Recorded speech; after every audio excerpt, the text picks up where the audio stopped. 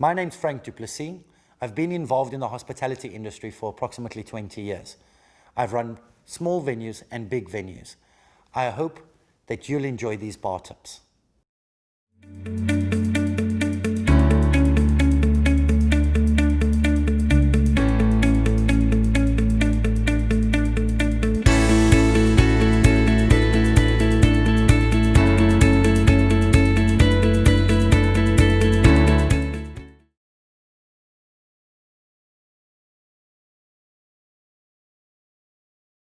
A cellar should be cleaned down every night.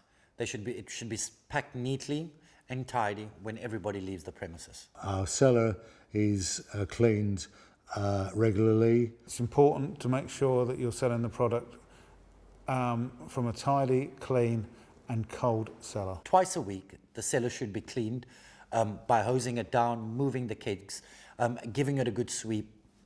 Otherwise, beer rot will set in and will let off a terrible smell. So make sure the cellar is cleaned properly with chemicals and obviously with trained people that have the right equipment. Things like the ice machine, we'd tend to turn that off and let it defrost completely. Things like the glass cleaning machine would be cleaned once a week. The ice machine is considered food when it comes to health and safety. So the health inspector will walk in and take a look at your ice machine. Generally what they'll do is they'll run their finger underneath, and if there's any bit of gunk, you will get fined. So make sure that at least once a week, your ice machine is emptied out and given a deep clean inside and outside. One of the key things to remember is to have an ice cleaning schedule stuck outside the ice machine, so if the health inspector walks in, it's easy to find. It's very important for the cellar's temperature to be right. The temperature of a cellar should be between 11 and 13, no more than 13. It can affect cast ale because it's not a pasteurized product, and they should be used between 3 and 4 days, no longer, as it might turn sour. We have a air conditioning system in there, cooling system to keep the beers and all other products in the correct condition. If the cellar's not clean, everything in the cellar gets affected. Make sure that nothing is on the floor besides the kegs. All bottles, even plastic bottles, need to be raised off the ground. All your post-mix need to also be raised off the ground. Best way of doing that is speaking to your delivery company or your brewery, and they'll give you a couple of pallets to put on the ground, and you can put your stock on that. All our bottles and other products are on shelves and up off the floor. The only things that are on the floor are the barrels themselves. It's important for you to clean your lines at least every 10 days. Sometimes if it's busier, you might need to do it. Or if you're quieter, you will notice that there's stagnant lines running through your beers. One of the best ways to save money and clean those lines is, if you're going to have a line clean that night, disconnect the kegs and start working through. When the kegs have been disconnected, you'll pull the beer through, that line is empty. It reduces wastage, but it's also easier to clean at the end of the night.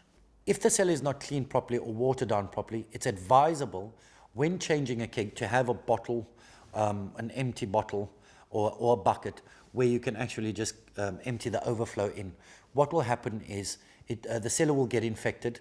In the industry, it's called beer rot. It will let off a terrible smell, and sometimes will even affect the outside of the business. People will ask you what it smells, and it's very, very difficult to get away. The importance of managing the cellar is to make sure you've got a reasonably clean environment, that you're actually selling the right product in the right condition to people as they want it. There's plenty of opportunities for people to buy their stuff elsewhere. We control our stock by regular stock checks, twice a week generally. From this, we can tell that we're making the profit margin we want to make. It also gives an indication what we need to replenish, and it has, on occasions, helped us sort out if there's been any bad management within the bar. A full stock audit for most bars is recommended once a month. I recommend doing line checks where you go along with your fast sellers and check that weekly. Top sellers are very important because obviously you need to have those in regular stock. Some items rather, would not clear for say 6 months, and even though they're well within sell-by date, you know you don't have to stock them every week, otherwise you're just holding on to stock you may not want to hold on to, and more importantly, you're paying for stuff that you needn't pay for.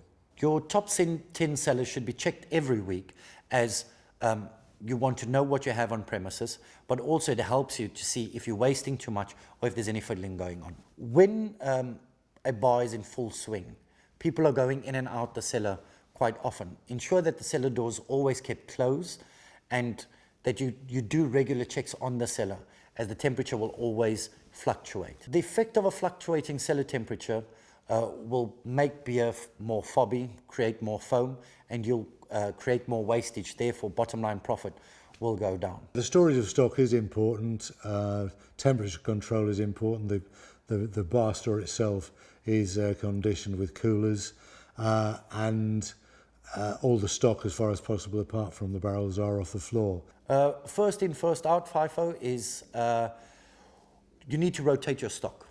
So make sure on cellar, cellar cleaning days or delivery days, you rotate stock to make sure that those that are coming in will be the last ones coming out. It's important to have that routine, the discipline. When you're in a cellar environment, as I've stressed before, is to ensure that you're selling the product in its best possible condition. Stock holding and stock ordering processes should be done by the lead manager and somebody that has experience. It's important for you to keep your order sheets. What I recommend is having 1 month's order on the one order sheet. You can split it down to week 1, week 2, week 3, week 4.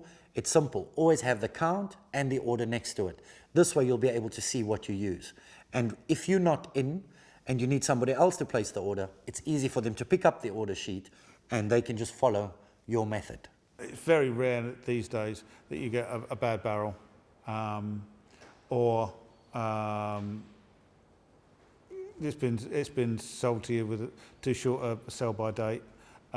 Invariably, we just contact the brewery, and the brewery will uplift and give us credit for it. It's very easy to manage a return. If there's a problem on the delivery on the day, speak to the driver and make him adjust the delivery note. Ensure that you have his signature and your signature where the adjustment is made. If you wanting to return something a day later, it's important that you phone the supplier up straight away and stop using that product. Suppliers will generally change and return a product for you if you haven't used more than 20 to 25% of that product.